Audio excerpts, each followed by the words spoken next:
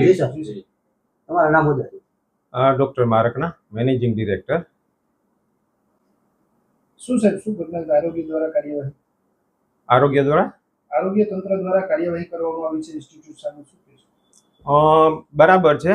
હવે જ્યારે પણ અમને ખ્યાલ આવ્યો કે ભાઈ અમારા ડૉક્ટર કાર્ડિયોલોજિસ્ટ આવી વસ્તુ કરી રહ્યા છે, ત્યારે તાત્કાલિક અસરથી અમે એમને સસ્પેન્સ કરી દીધા છે અને અહીંથી છૂટા કરી દીધા છે.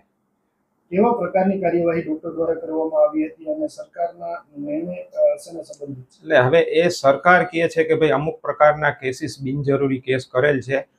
ડૉક્ટર દ્વારા તો અમને ક્યારે પણ કોઈ પણ સંજોગોમાં ક્યારે પણ એવી જાણ કરવામાં નથી આવી. મેનેજમેન્ટને અંધારામાં રાખી અને મેનેજમેન્ટને કોઈ પણ જાણ કર્યા વગર જ આ વસ્તુ કરેલ છે.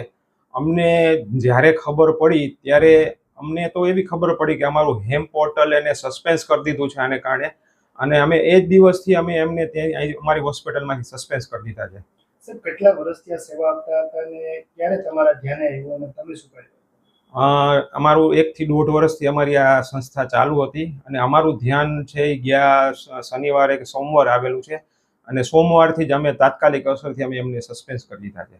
હવે તમારા દ્વારા એના ઉપર શું કાર્યવાહી કરવામાં આવશે? એટલે અત્યારે અમે ઓલરેડી એક કાર્યવાહી કરીને એમને રેસ્ટ્રિક્ટ કરી દીધા છે. બાકી અમે અમારા લીગલ એક્શન જે પણ લેવાના થશે અમે એના ઉપર સંપૂર્ણ એક્શન લેશું જ.